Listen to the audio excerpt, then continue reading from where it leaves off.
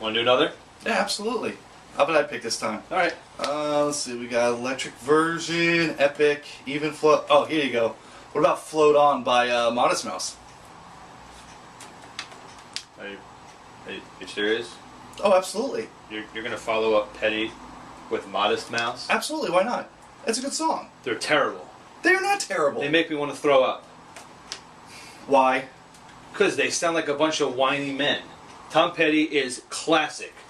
And that's one of the best songs ever. And you're going to follow it up with this garbage. So basically what I'm getting out of this is we're going to pick all the songs you want to play, and it doesn't matter. Yeah, because everything I pick is good, and you embarrass me. Right, well, you know what? Now this is happening, alright?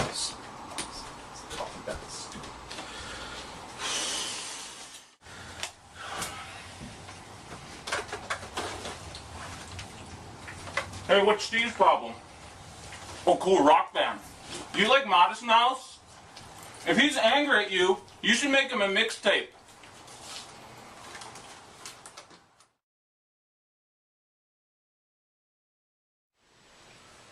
The making of a classic video game mixtape is difficult to do. It takes longer than you might think. There are many do's and don'ts, but first, to grab their attention, you gotta start it off with something killer. The first song I've chosen is King Dedede's theme from Kirby's Dream Land. It was first heard on the Game Boy in '92 during the final boss fight.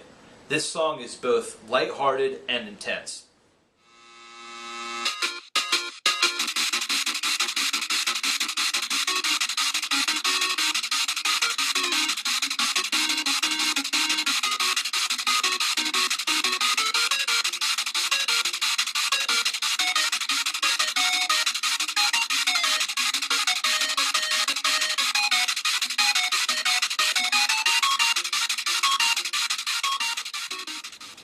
Next, you gotta kick it up a notch. The second song I've chosen is Ken's theme from Street Fighter II. It's one of the most exciting video games themes in video game history. It first invaded the local arcade scene in 1991 and took fighting games to a whole new level.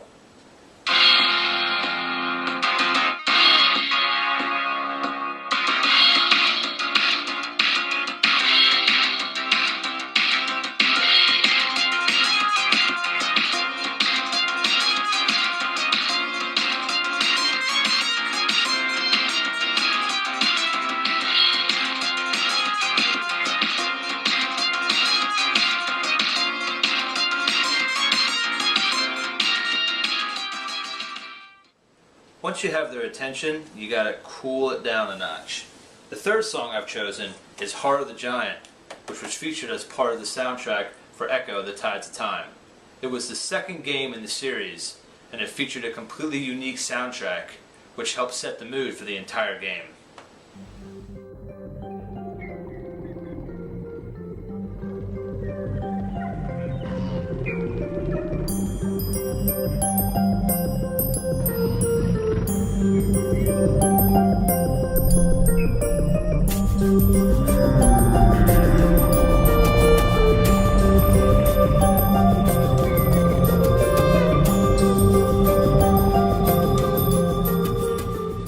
After that, we need to add tracks that every hardcore gamer should enjoy. This is my list. First up, Great Warrior from Final Fantasy VII. This song helped set the mood for that scene, and it tugged on the emotional heartstrings.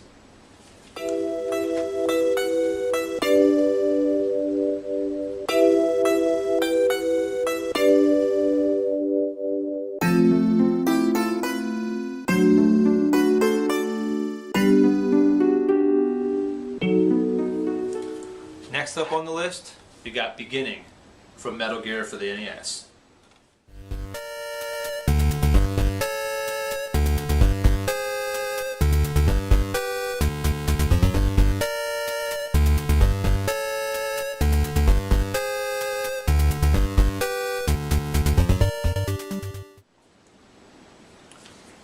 And you can't go wrong with the World 1 theme from Kid Icarus.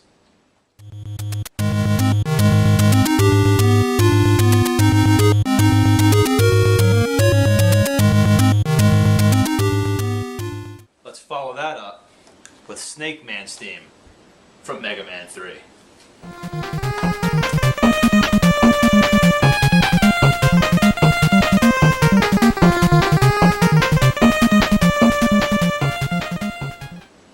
Another classic title, Sonic the Hedgehog's Green Hill Zone.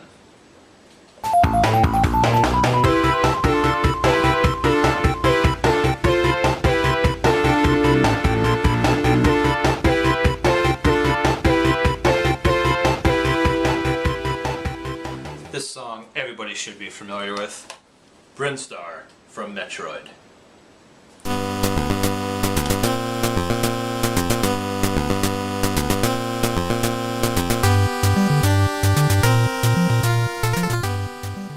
Final track should be something very, very special. It needs to be both unexpected and endearing. And I think Steve's really going to like it.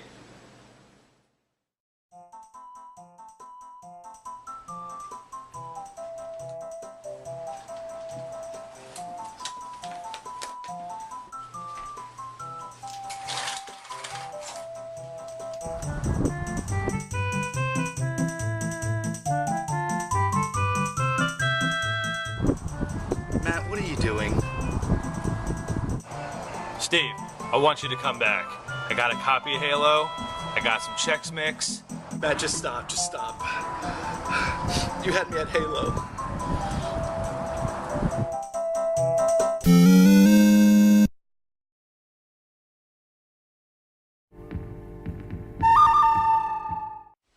Hey guys, so we've talked a lot about music in video games today, so I thought it might be fun if I showed you guys how to draw everyone's favorite singing Pokemon, Jigglypuff.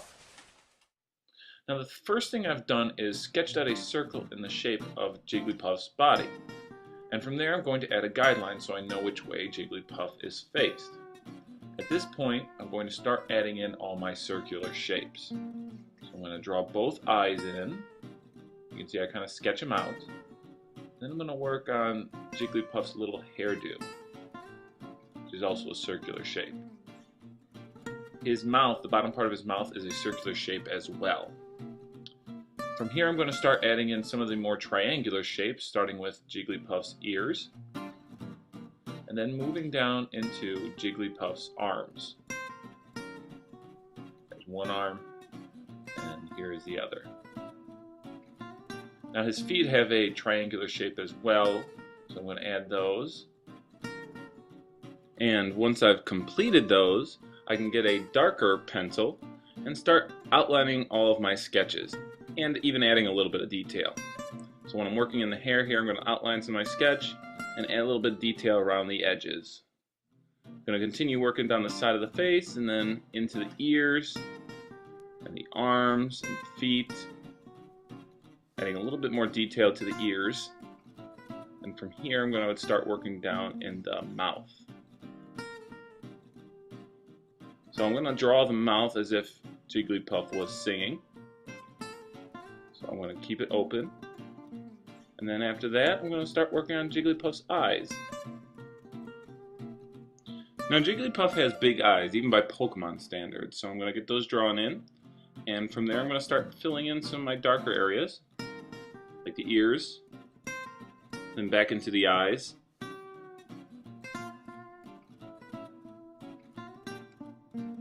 Once I've finished the eyes, the only thing I have left to do is clean up my lines, and you can see I'm left with a pretty good picture of Jigglypuff. And now it's your turn to give it a try at home.